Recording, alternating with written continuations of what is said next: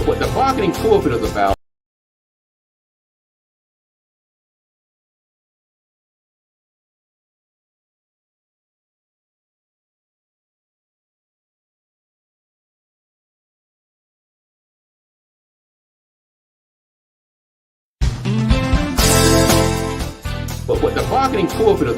is strategy.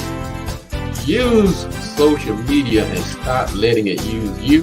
That's one thing about a business. It's an equalizer. It's a game changer.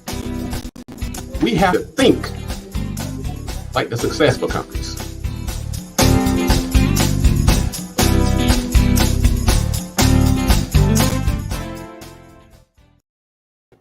Welcome to the Marketing Pulpit Show. I'm Robert Gatewood, your host, and we are here every Friday at 10:30 a.m. bringing you the good marketing gospel. We're not saving souls, we're saving businesses, saving jobs, saving our community. Now, if I save a soul along the way, hey, don't hold that against me. My dad was a preacher, so I may have a little soul saving in me by default. So thank you again for joining the show. We've been here now for 12 years, and we are a business development show. We are about building businesses, putting people to work so that we can build this economic foundation in our community. Get tired of us having to go out to other folks' community looking for work when we have all these skills and resources in our community. Why can't we hire our own kids? Summer's coming. They'll be saying, hey, mommy, daddy, I need a job. It's okay, let me load you in the car, take you across the bridge to somebody else's community and ask and beg. And man, that is so wrong on so many levels. But why complain about something that you have the power to correct? And we as a community can correct this.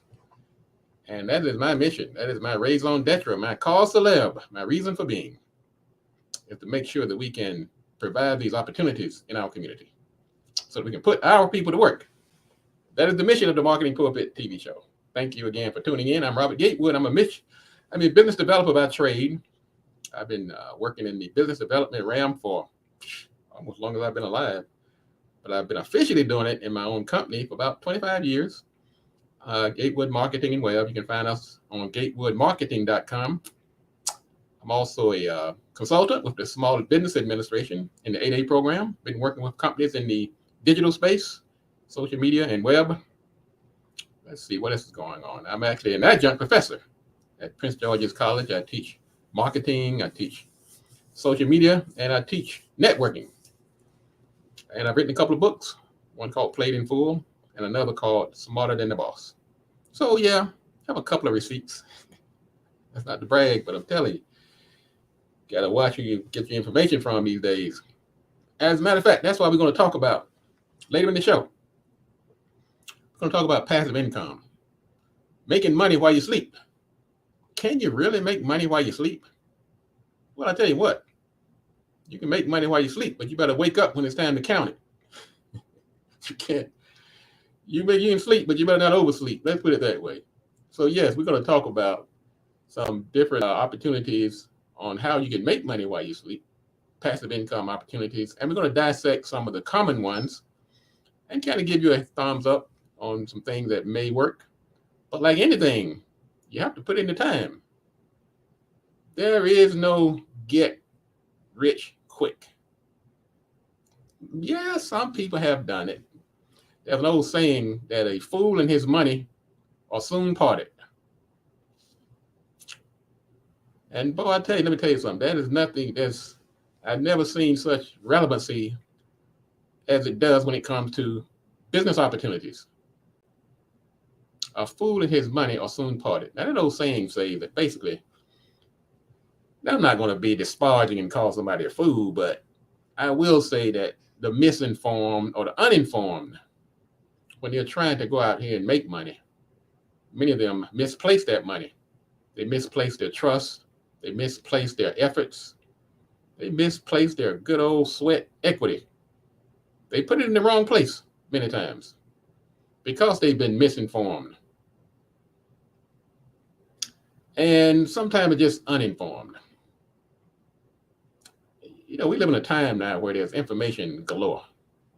Just too much information. The TMI on overload.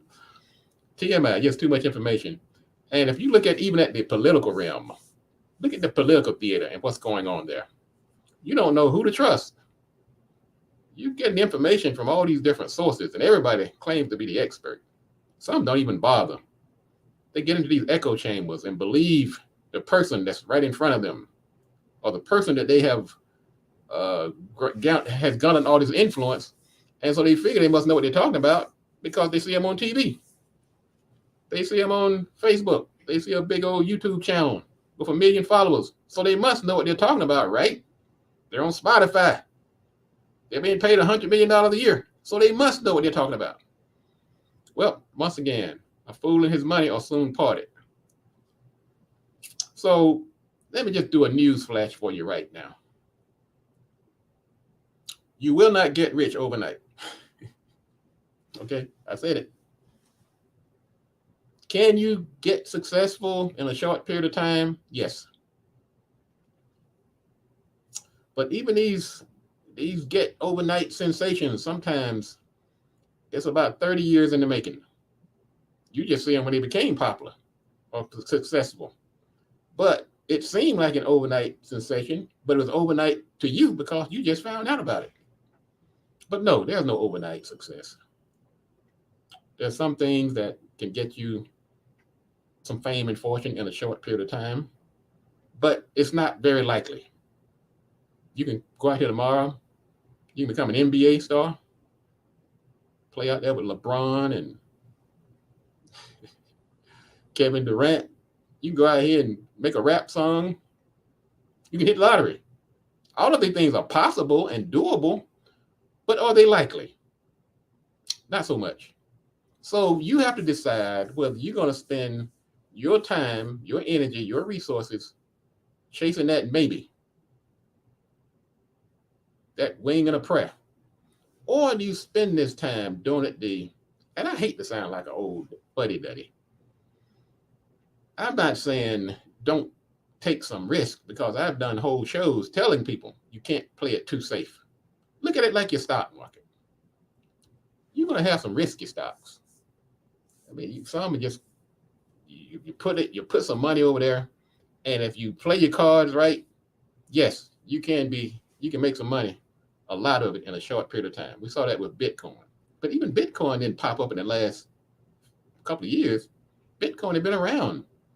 Some of the early investors that are really making the money, they were in it way before you thought about it. So they didn't get rich overnight. So what am I saying to say? Yes, a fool and his money are soon parted. Like I say, I'm not calling anybody a fool who just doesn't have the information. But get the information. Educate yourself. Find out about these opportunities. Do your research. I can't tell you how many times I've given you my story about the payphones. I was ready to make my money while I slept. I just knew I was going to be on a yacht. You know, you see these opportunities. If people sitting out there on the yacht, they got the 3 cars and always got a jet in the background, and like they made that money overnight. Some would do it, but let me just save you some heartache. Let's just go. It's not going to happen, really. Go ahead and get your certifications, do your research, hire some consultants if you must, and do it the old-fashioned way. But at the same time, you do have to take some risk. There are some opportunities out here. We're going to talk about some of those later in the show as we talk about passive income. Can you make money while you sleep? Yes, you can, but you better wake up when it's time to count that money. Ladies and gentlemen, we're going to take a quick break. This is the Marketing Pulpit Show. We're going to come back. We're going to talk about some items that are in the news. We're going to talk about our war in the workplace. And this next week, I'm going to be at the college. I teach a course, 3 courses over at the college. They're really part of the Business Owner Success series. They're not like your everyday courses that you go in every Monday at 4 o'clock. These courses that are set up usually on a quarterly basis. And so they're really targeted towards business owners and entrepreneurs. And so this next week, I'm going to be doing one on social media networks social media strategies. That's on Monday from 6:30 to 9:30. Then on Thursday, I'm going to be doing a course on networking works. Interesting story here. I'm also going to be going to New York this coming Thursday. One of my clients is doing a big book launch, and I want to go up there and meet the people who've been working on this project really for the last about 6 or 8 months. And so it's coming to fruition. So I was telling the client I said, well, look, I have to teach a course on networking on that same day at 6:30 in the evening. And he made a very good point. He said, wouldn't it be a little hypocritical to pass up on the best networking opportunity of your career to teach a course in networking? I'm like, that would have been, so it would have made no sense to cancel the course on networking when I'm going to network. And it definitely doesn't make sense to pass up on networking to do a networking course. That would kind of been we call throwing out the baby with the bathwater. So anyway, so next week, I'm going to be up in New York, and I will not be back here on the air on Friday. That's another reason I'm saying that. I'll be probably worn out coming from New York. I'm probably going to teach the course from New York virtually by Zoom. So that's let me tell you, when you are building your business and your brand and you're trying to get up and grab that brass ring, you've got to be strategic and you've got to make some tough decisions. You got to be creative. And so I won't be here. I won't be on there next week, but we will have a very exciting show. We'll put together some highlights. So do tune in and make sure you get this information to others. And I want to say good morning to some folks who are tuning in. Mr. Brown, the greatest plumber in town. Mr. Brown of Eternity Plumbing. Great man, great man. He's also doing great things in the community. See, Platinum, the comedian. She's a comedian. I don't get many comedians in my circle, but she's good. She has just Google her on the if you want to put your web address in this feed there, Platinum, and you also have a clothing line. So she's very talented, got her multiple streams of income going, very talented and very engaging young lady. And good morning, Darlene. Thank you for tuning in. And everybody else who's tuning in from all over the world. If you want to get a shout out, if you want me to recognize you, you can put drop a line in the feed and I will acknowledge you on the show, on the air. Otherwise, I just see your numbers and I'll just wave at you and say hello. This is the Marketing Pulpit Show. I'm Robert Gatewood and I am here every Friday. Except next Friday. I really haven't missed many shows when you think about it. Because I understand the importance of consistency. That's part of your brand. If you hopping in and out and inconsistent, people don't know when you're going to be, where, when, that will put a ding on your brand. So I have built as part of my fabric and secret sauce of marketing is to be consistent. And that's why for the past 12 years, if you have a computer or a phone, you're going to find Robert Gatewood of the Marketing Pulpit right here, preaching the good marketing gospel, building strong businesses, and putting people to work. So what I'm going to do, I'm going to take a quick break. We're going to talk about some items in the news. Boy, but let me tell you, the war in the workplace has heated up this week. Some of these stories you're not going to believe. Woo, man. But anyway, we're going to talk about some news items in a moment. So this is the Marketing Pulpit Show. We'll be back in a moment. Don't go anywhere. While you're doing this, go ahead and let some folks know. Bring in some people. Let them know what's going on. Let them know that Robert Gatewood is on the air. Marketing Pulpit, we'll be back in a moment. I'm not busy. I'm just in another era. I'm not busy. I'm just in another era. Lock the refrigerator door. Do not let negativity have another bite. Don't feed it. If we know that women are carrying the burden, they should be paid more. They should be given more flexible work hours. I may stop in some period, but as long as folks bag the food, got to talk about it.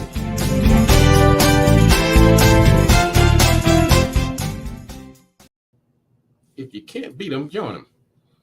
What if you can't join them? Then you beat them.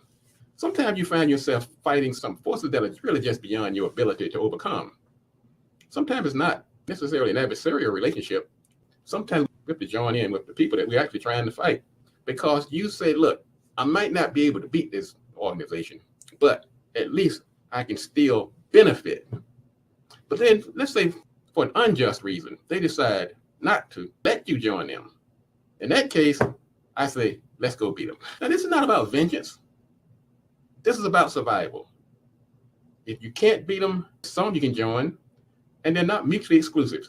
You can join some, you may have to beat others. We all have to deal with this on a daily basis. But pick your battles. And if you ever get lost along the way, let your purpose be your guide.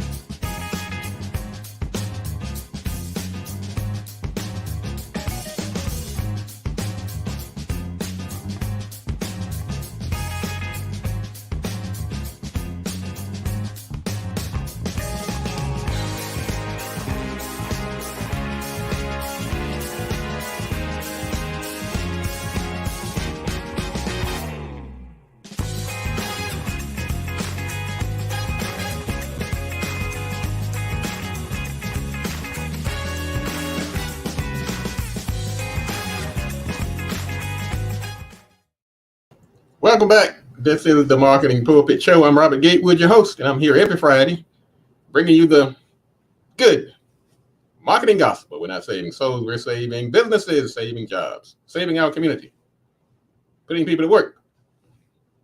Tired of going out here begging folks for jobs when we have all these resources and talent in our community.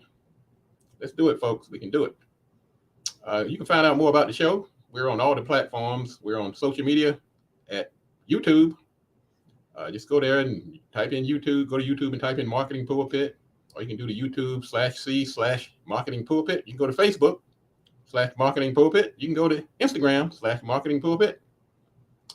You can go to Twitter/Marketing Pulpit. We also have a podcast now on Anchor.fm/Marketing Pulpit, or go to Spotify.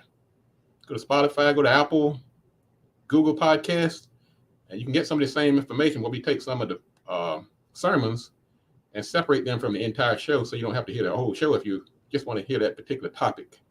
So go to podcasts, and if you just want to go to Google and type in Marketing Pulpit, and you will see all of the many platforms where this information is available. If you're a business owner, you should be subscribing to something Marketing Pulpit, whether it's Facebook, YouTube, podcast, or something, because it's free information.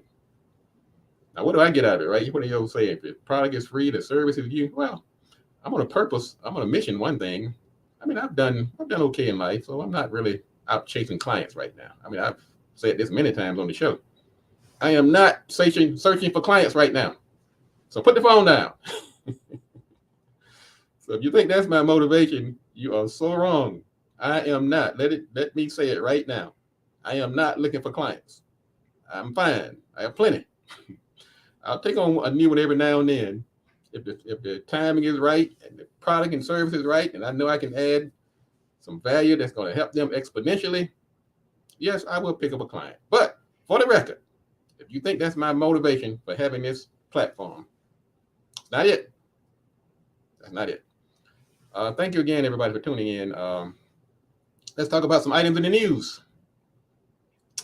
Some workers cannot afford return to the office. And this return to work and work from home. Are we ever going to get back to normal? What's the old saying? There's a new normal now? Well, here we go. Some people can't afford to go back to the office because now they've got these kids at home. Their lifestyles have changed. Gas, parking, meals. They're like, I'm not going back in that office, even if I can't afford it. Things have changed. But has anybody else noticed also? I get in trouble for this, but people don't want to work like they used to. You got to almost beg somebody to come. I mean, even the regular work, come work on your house or take a project on. I guess I'm the example of telling folks, I don't want you. I'm not looking for clients. Well, the atmosphere has changed. Things have changed. And you have to keep that in mind, too, when you're going out here looking for contractors and people to do the work. You're trying to lowball people and get them to work for free. I saw this ad. People making fun of this roofing company. They read an ad and said, "Look, $7 an hour." And they had all these requirements: bring your certification, yada yada yada yada yada. And people they ate them alive on Twitter. Like, how are you going to make all these kind of demands on somebody, paying them $7 an hour? Didn't get the memo, huh? All right, what else is going on? CNN Plus bites the dust. Back in March, CNN launched this new platform. It's supposed to be the digital platform of the future. Well, that didn't work out. They were going to charge you about $5.99, $5.99 a month, but it just didn't work out. People are just not paying that right now. They weren't hearing there's too much free stuff out here. There's too much content that they can get otherwise. So CNN Plus did not make it. But let's give them credit for trying. I'm never mad at somebody for trying. I'm mad at folks that don't try and then sit back and complain. Oh my God, woe is me. I'm not moving the needle. That's why I like people like Platinum out there. Man, Platinum is always trying. She reminds me of me. She'll try it. If it doesn't work, let's move on and try something else. Thank you. Thank you, people who are doing that. So, I mean, let's be smart about it, but I'm not mad at CNN. Now, Amazon Prime is extending its Prime to others, to other websites. So they're going to be partnering with other websites, so you can get use that same Prime membership, and they will have like a button, I guess, or something like like PayPal, have a button, an Amazon Prime button when you get ready to check out, and they will run it through their platform. But that's once again, the lesson, folks, of these news stories is that don't get so stuck in the way you've been doing things forever. You got to try some things. Partner. Shake it up. So once again, do we know if this is going to work for Amazon? Well, of course, they got enough money. They can just throw money out the window and still be okay. And sometimes we small businesses don't have that luxury, but it's all relative. I mean, if they're going to waste $1 billion doing this experiment, well, you can waste 100 or a couple of thousand. Is it going to work? Just do your research, but you can't just sit still. That old Chinese proverb, you got to be moving forward or you just fall over. Let's see what else is going on. College season is more competitive than ever. In other words, it's harder to get into these colleges now. I didn't see that coming. But places like Harvard, Yale, Brown University are receiving more applications than ever. And they blamed it on the pandemic. I don't know why that. I don't see the relationship. I guess people were kind of on hold for a minute during the pandemic. And some people made different career choices. So right now it's harder to get in those colleges. So get those kids out there. Don't wait till they're in the 11th grade to start thinking about what they're going to do about college. Let's see. Most grads don't work in the degree field. Well, I guess that's not really anything new. Most people that get out of college are not working in the field where they receive their education. I mean, that's been a long gone story. Well, I'm a poster boy of that, like everything else. My undergrad degree is in political science. I studied pre-law, was going to go to Syracuse University Law School, decided to come to DC and work as a buyer for a national food chain.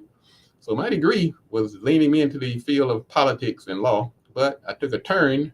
So it's typical that people don't work in the field in which they receive their degree. Let's see here. What else is going on? Unilever pulled back on teen marketing. Yeah, they were out here trying to reach these kids with their marketing efforts, and they got a bunch of blowback. And so they decided now not to aim their marketing efforts at kids. And I think that should be a national, some type of legislation or law, really. Because many of the countries around the world bar food and industry from marketing to children under 13. And I think we need to make that a law in this United States as well. Netflix is losing money like crazy.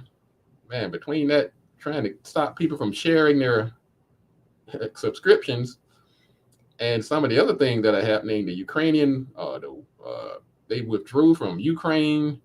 And so they've lost $56 billion. Wow.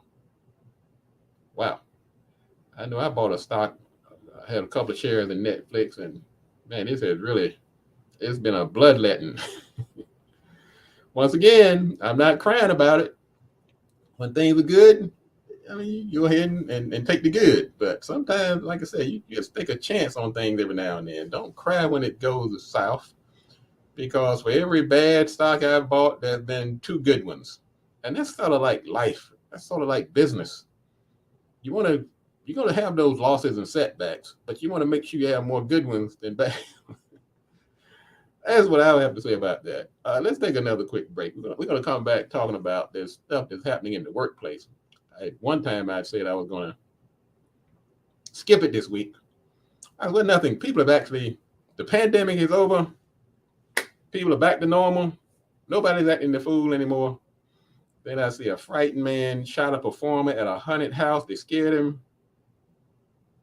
Oh, God. All right, let's take a quick break. This is the Marketing Pulpit Show. I'm Robert Gatewood, your host. And we'll be back in a minute. So don't go anywhere. Let's talk about war in the workplace. I have the saying that if you build a better mousetrap, let's talk about war in the workplace. I talk about stakeholder relationships quite often. Stakeholders is anybody who has a stake in the success or failure of your business. And generally, these components, these ingredients work in concert. They support each other. We have synergy. They're like, freaking frat, working together. But every now and then, what we're seeing right now, we are seeing them come to blows, literally. I'm not busy. I'm just in another era. Lock the refrigerator door. Do not let negativity have another bite. Don't feed it. If we know that women are carrying the burden, they should be paid more. They should be given more flexible work hours. I may stop in some period, but as long as folks back the food, got to talk about it.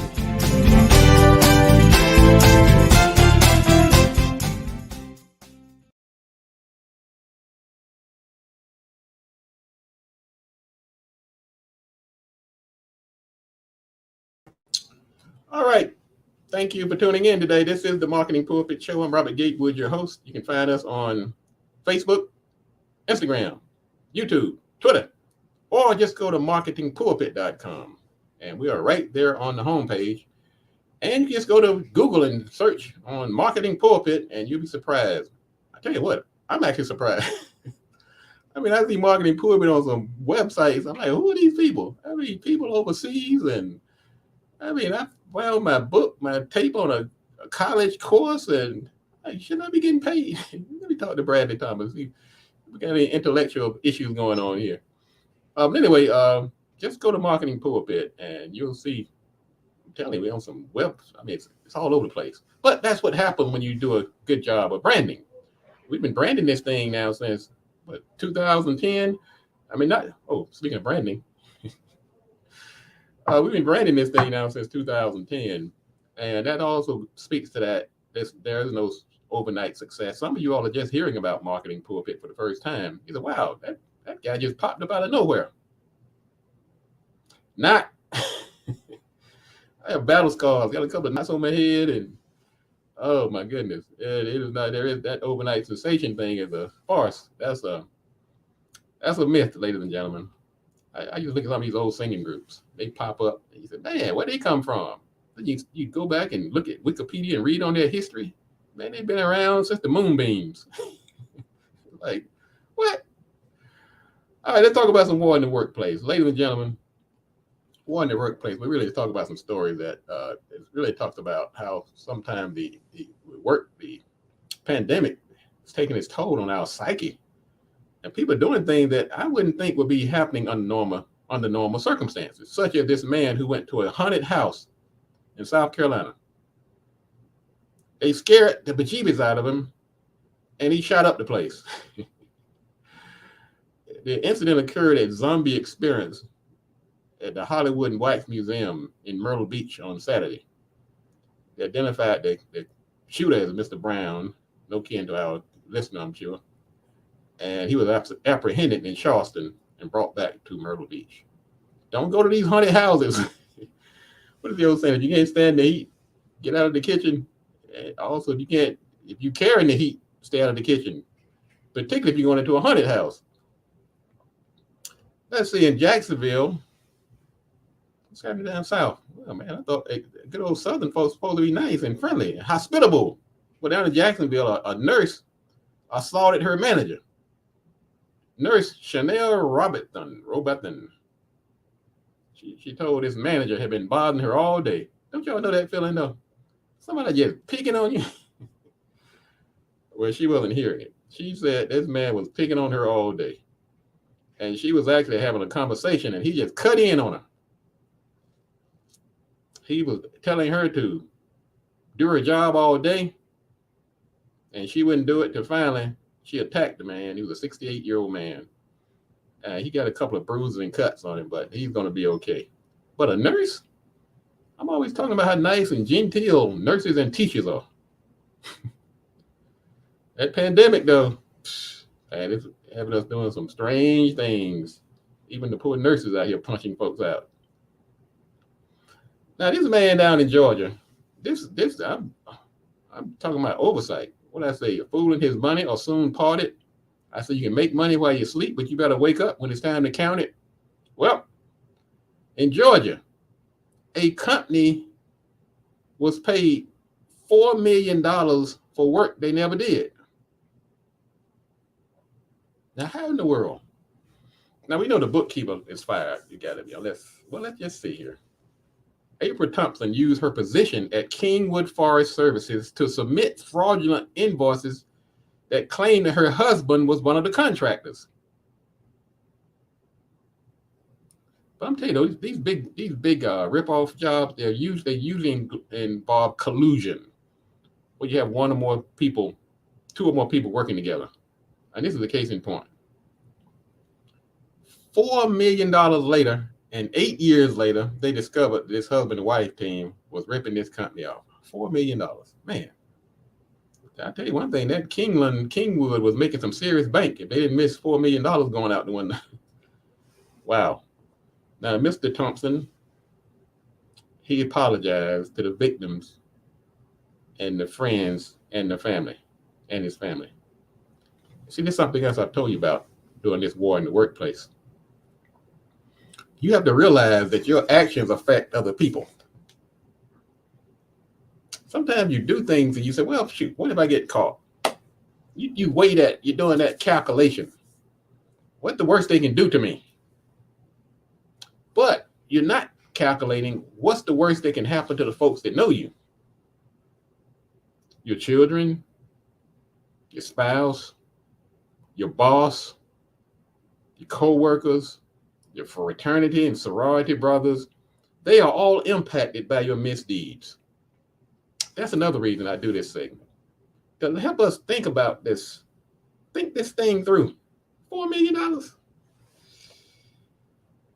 Oh my goodness.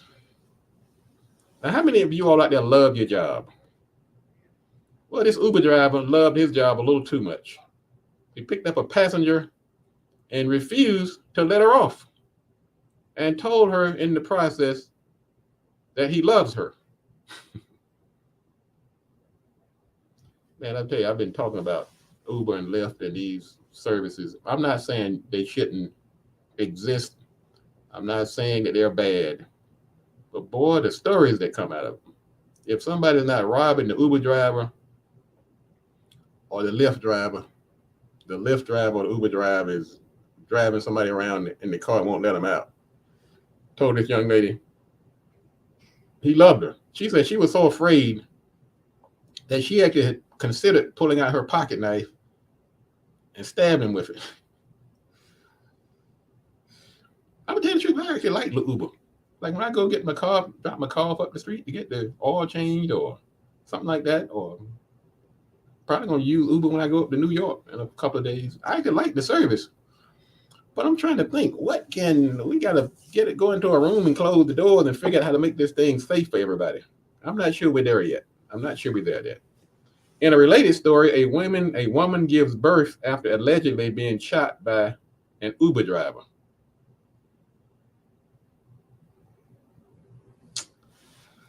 Okay, I'm gonna pass on that one. Okay, that's too much. That's just something just too much. Okay. Good morning, Mildred. Watching from Marshfield, North Carolina. Man, that's what I love about the internet.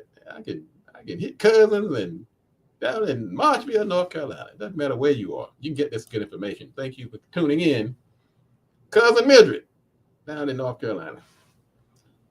Now here's a story. This kind of like a public address story and a story from the bizarro world all at the same time. We like to tell people, don't drink and drive.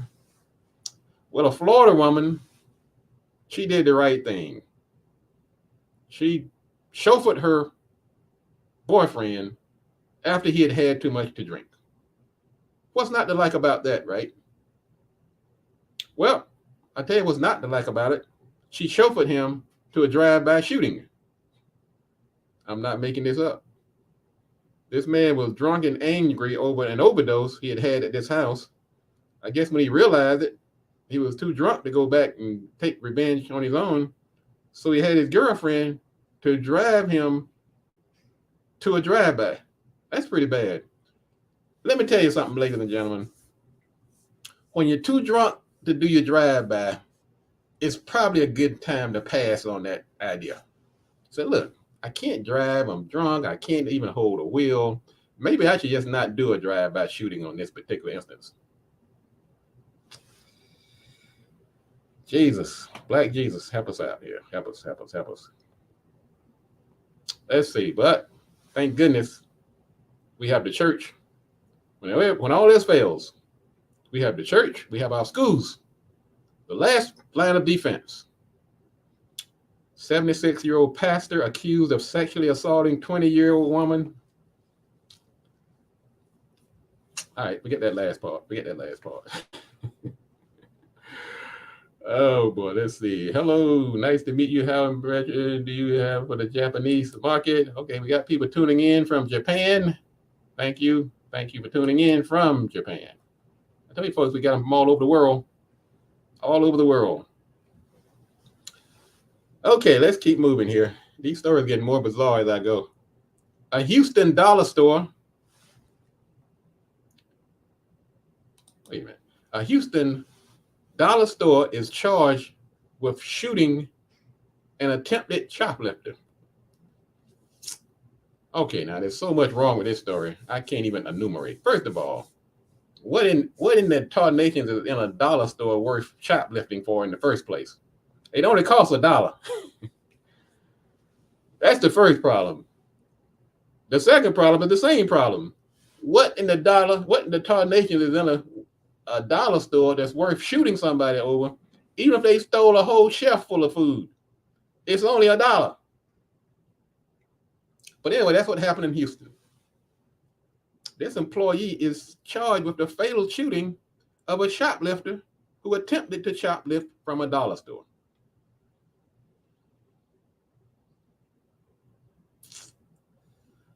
Wow. The shooter was a 21-year-old man, and he shot a 49-year-old man, and they got into a physical altercation. The man turned his back, and that's when the shooter shot him in the back several times with a pistol. You're in a dollar store. You're protecting merchandise that's valued at $1 or less, and you take a life. What's wrong, people? What is going on? Can we bring civility back to the workplace? And what is it about these stores now where the workers are being armed? A 9-year-old girl waiting on the Easter Bunny. Now, I'm trying to tell this story with a straight face. I mean, just when you throw in the word Easter Bunny, and it's hard to. All right, let me put it together here.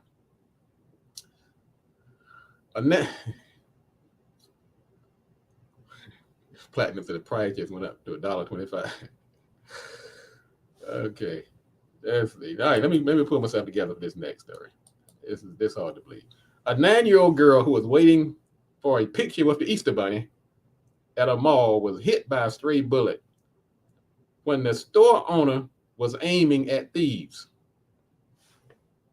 What's this thing now about store people carrying guns now, shooting at shoplifters? Is that the latest thing now? Shooting little girls in line with Easter Bunny outfits on because somebody's stealing a dollar item? I think the priority is a little out of kilter right now. First of all, I think you shouldn't have a gun if that's kind of, I know. Look, I can speak on from a business owner standpoint too, and from somebody who's actually worked in stores. I'm not ashamed of all the things. I mean, I'm not proud of all the things I've done in my life. But that's why I feel like I'm sometimes uniquely qualified to host this show because I've done so many things, including being robbed at gunpoint. Yes, I've been tied up in a back room. I mean, really hog-tied, feet, arms tied together behind my back. I've had a gun pulled on me as I was trying to stop some people from walking out the door for a handful of blue jeans. So I understand the frustration. The problem is when you bring these guns to work, it's a lot easier to use them. I'm sure that the 49-year-old man who was stealing from the dollar store, that he'd have gotten that two or three items down the street. He'd have had about $3 or $4 worth of merchandise. The manager could have said, well, look, that one got away. So what? Like Matt Platinum said, we have to raise the price a couple of pennies now to make up for it. Everybody lives, nobody dies. Even with the case of the man shooting at the Easter Bunny. I mean, shooting at the young girl who's in line to see the Easter Bunny. This owner, I'm sure, this is probably not his first rodeo. But you got to make some decisions. And you've got to weigh how is this going to affect the other people and the lives of this person you're shooting, people in your life. Now you have a murder, I don't say murder, but you have a shooting in a store where you work, where other people work, people coming to take pictures of Easter bunnies because somebody decided to shoplift. You're going to shoot them? You can't justify that, ladies and gentlemen. I'm just sorry. You can't do it. Can't do it. But that's why I say we have to start early.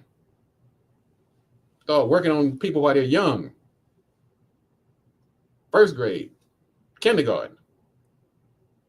Let people start early so that we don't have this happening later in life. Let's talk about the next story. Parents outraged after a child brought alcohol to kindergarten class and shared it with peers. I'm trying. Okay. So much for starting early. Parents in Livonia, Michigan are outraged after a child brought alcohol to his kindergarten classroom and passed it around. I guess they put it in little sippy cups. Oh boy. One of the outraged parents there, his child took a Dixie cup filled with a mixed tequila drink and took about 4 sips. I mean, oh my goodness. What's going on, folks? I know Platinum. This is not supposed to be hilarious news. We call it war in the workplace. We're trying to bring civility back to the workplace and help people understand that these decisions you make have repercussions. One of the parents of her kid felt a little woozy after drinking that tequila. And the parents thought their children were drinking juice. They were drinking juice all right. Not the kind of juice you wanted. Well, of course, the parents blamed the school officials at Grand River Academy for failing to prevent this incident. Yeah, I guess you can say that. I'd have to put a little blame on the parent who allowed the kid to take a bottle of tequila in their backpack as well. I think there's enough blame to go around. There's blame to go around. All right, let's keep it moving here. Maybe the kids, sometimes you just need a good hug. You ever feel sometimes that's all it takes? Everything's going to be all right? Well, up in South Carolina, man, I think this is a week for the people down south. Sorry, cuz seems like the Carolinas and the southern states are in the news this particular day. A South Carolina Board of Education has suspended a teacher because she inappropriately hugged a student. According to the student and the school, the teacher hugged the student by wrapping her legs around him. Of course, the world needs a little more hug, but I'm not sure that's the kind of hugging we had in mind. Oh boy. The teacher said she hugged the students often because she wants to form an emotional link. Well, that'll do it. That will definitely do it. All right, let's see here. We're going to get to our story. We're going to wrap this up here, ladies and gentlemen. These stories just keep going from the bizarre to the... I'm not even going to talk about the lady who was in the duffel bag by the handyman. I'm not even going to go there with like a love triangle. I'm not even going to talk about the man who was fired because there was an unwanted birthday party. He had this anxiety. He had a condition, a disability that caused him to have anxiety attacks. And he told him, don't give me a birthday party. He told him already, I warned him. You throw this party, I'm going to freak out. I'm going to have an anxiety attack. Well, he did it anyway. And once he had the attack, they made him go sit out in the car. He complained about it. They ended up firing him. And now there's a $450,000 lawsuit that he won that started because an employee asked the boss not to give him a birthday party.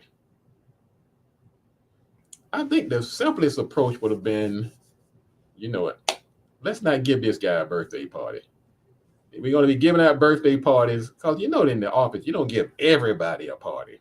Some people are part-time, some are. You kind of pick and choose because if you did everybody, you'd be having parties all day long.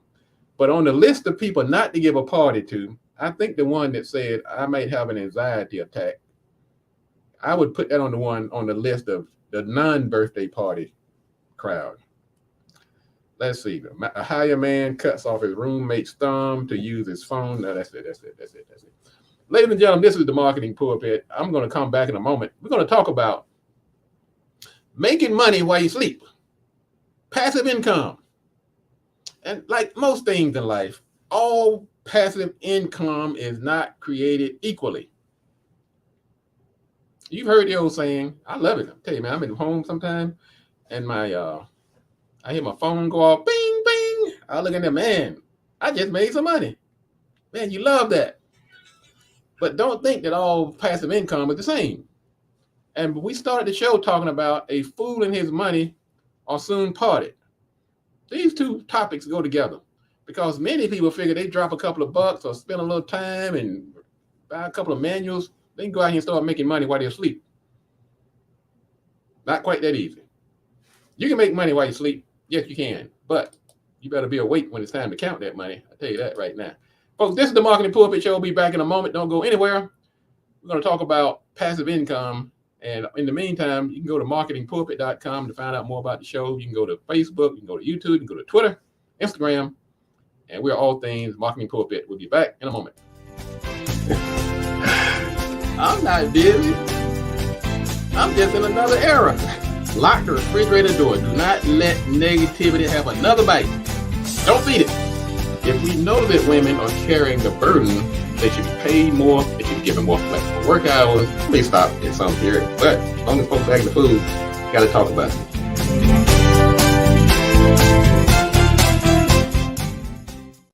Your first introduction to your network is actually your family and friends. Mom, dad, stepmom, grandpa, grandma, they are actually your first network. Now let's take this a little deeper here. So if our network determines our net worth, what if we're born into a network that's not really working in our favor? I think Maya Angelou said it better. When you know better, you do better. We can't determine who we're going to be born with. We don't choose our family. And in some cases, we're not even choosing our friends because we're cast into these organizations like schools and churches, sometimes before we even have a say in the matter. But as we get older and wiser, sometimes I think Malcolm said it. Sometimes you have to separate. You may have to go find yourself another network to hang with.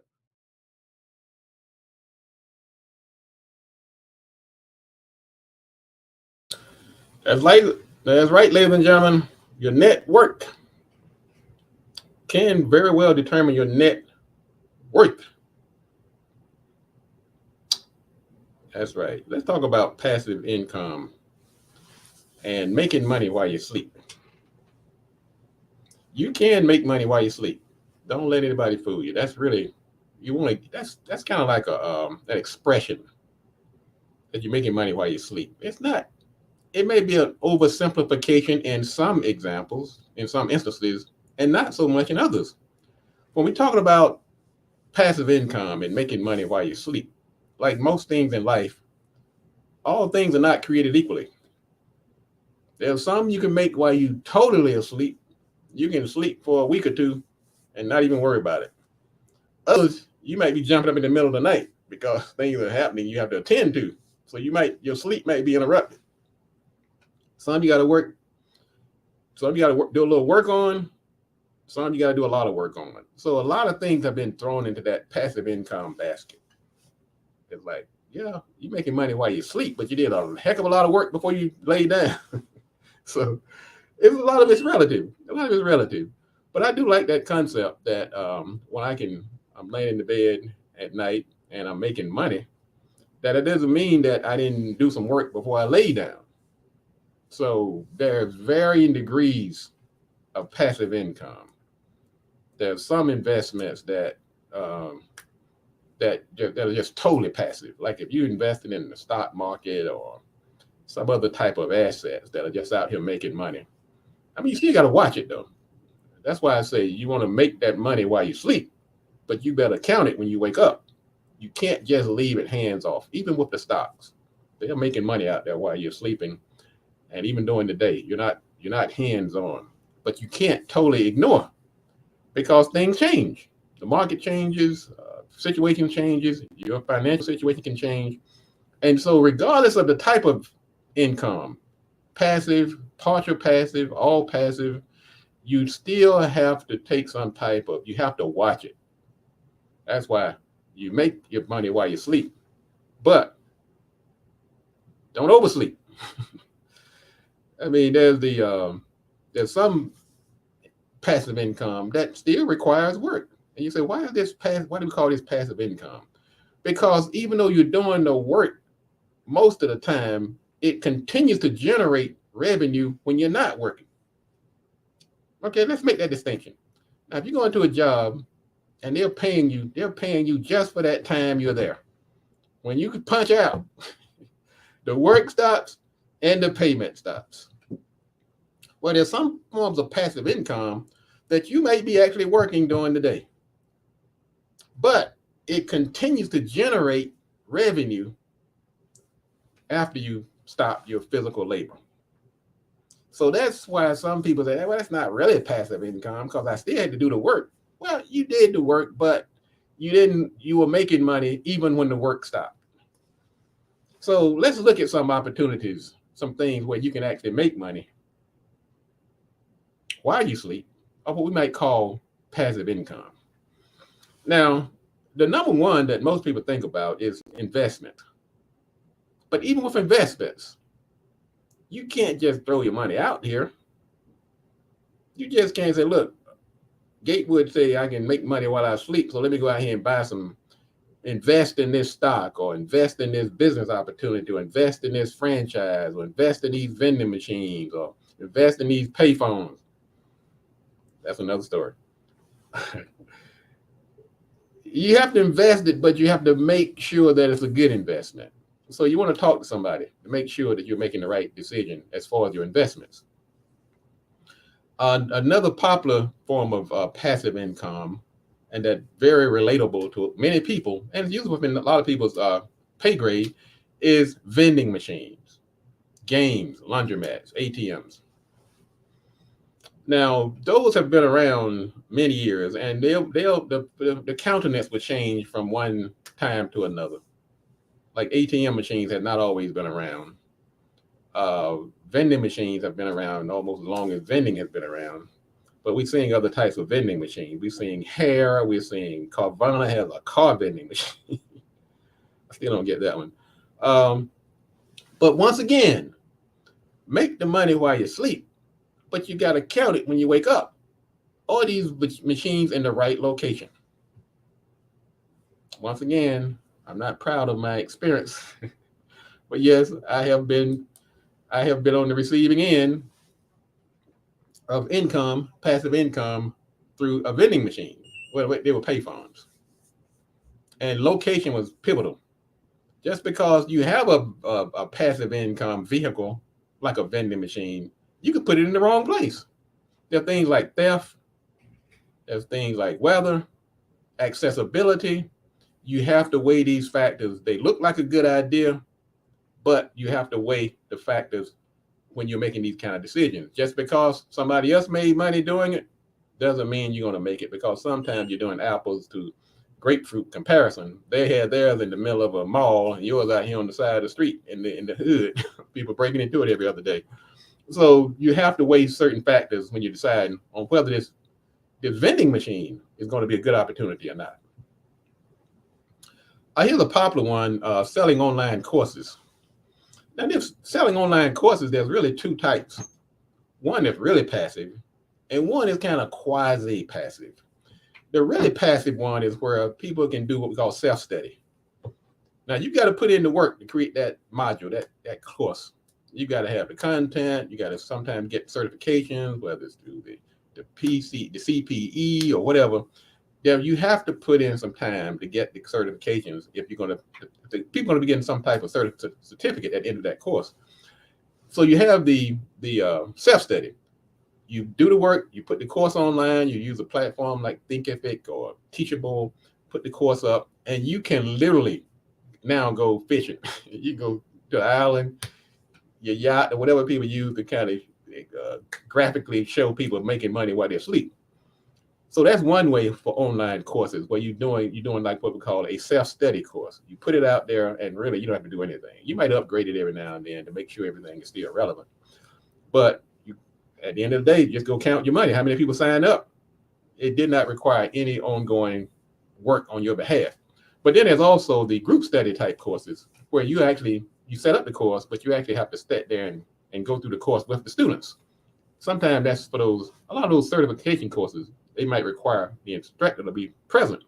So there's two types of courses online that can create you passive income and make that money while you sleep. Here's one that's available to all, and that's a book, writing a book. I have a client right now, and man, I'm telling you, I've seen it firsthand.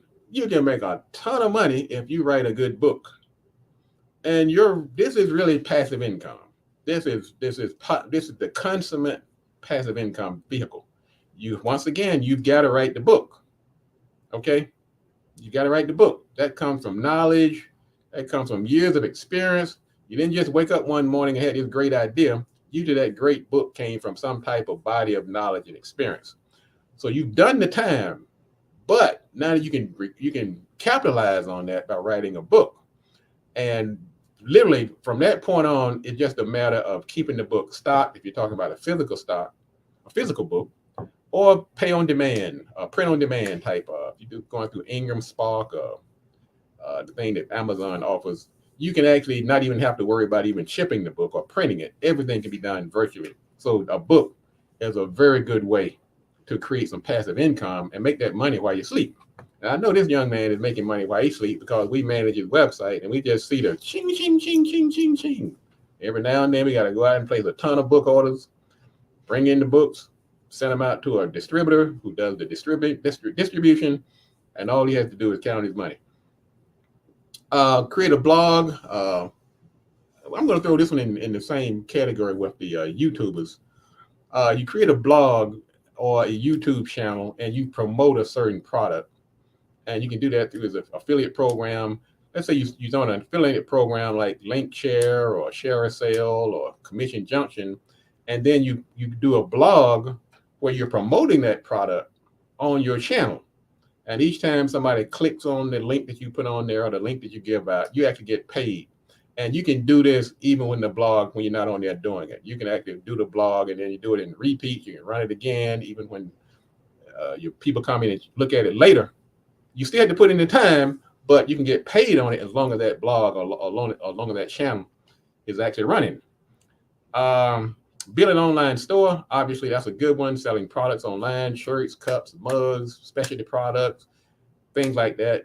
Great passive income. Rental property. That's some work involved. Now that's no. You want to know what you're doing when you do that. I mean, I know a lot of people are talking about buying and flipping houses, and that market has really taken off. A lot of people are doing it right now. So you're gonna run. It's not as easy as you might think. You want to do your homework and talk to some folks. You might partner with somebody, but that is not as quickly as a turnkey as you might think it is. And like everything else, there are a lot of big players out there, and the market has gotten very saturated. So you want to really think about that rental property, flipping houses. It is a good opportunity, but you want to give it some thought. Just don't just jump into it. If you have rental space, you have room in your home or your office, you have excess space or idle capacity, you can rent out some of that space.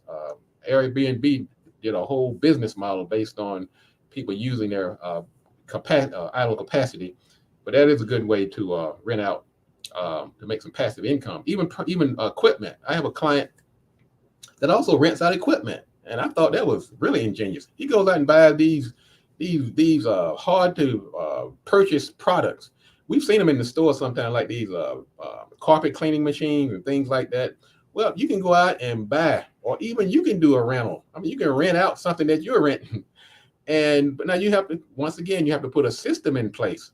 But it's a good way to make passive income. Now you got to do the work. You say, how's that passive?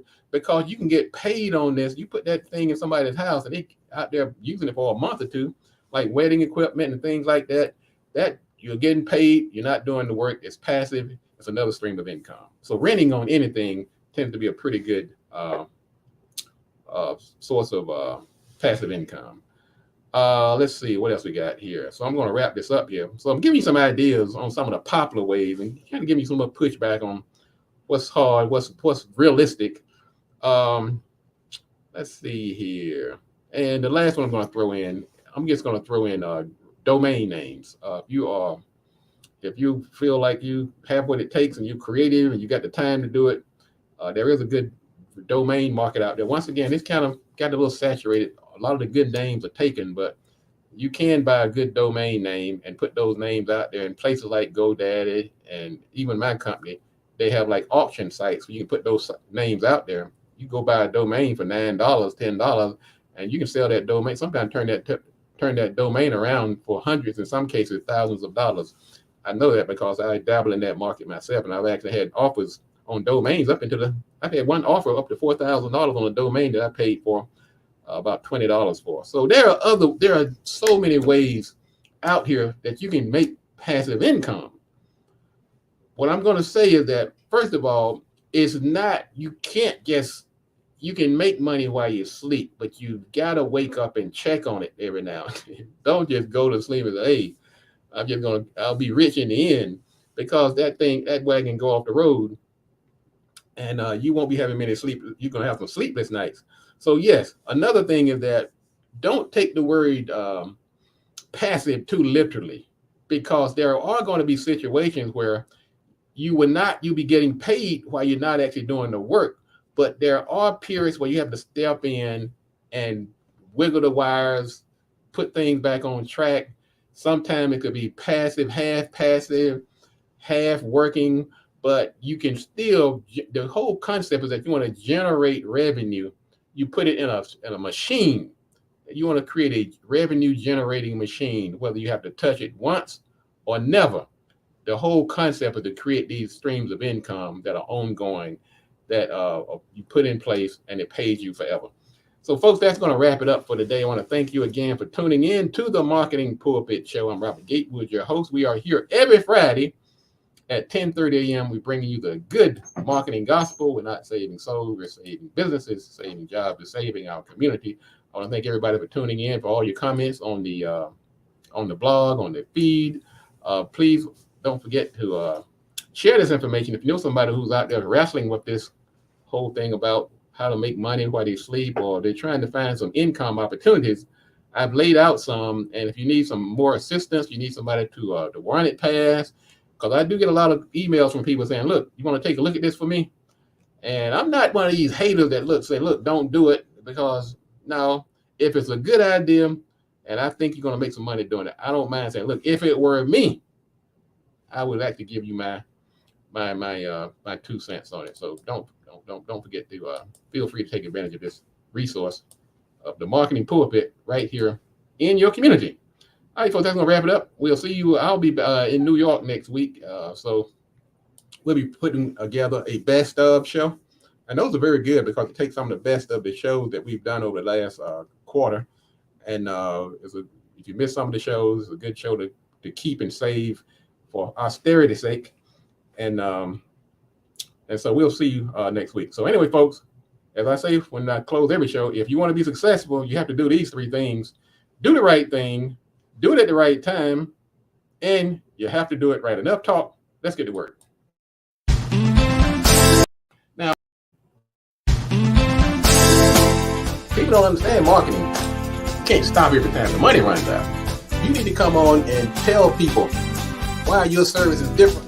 Why is everybody so angry? Airline passengers biting the TSA agents.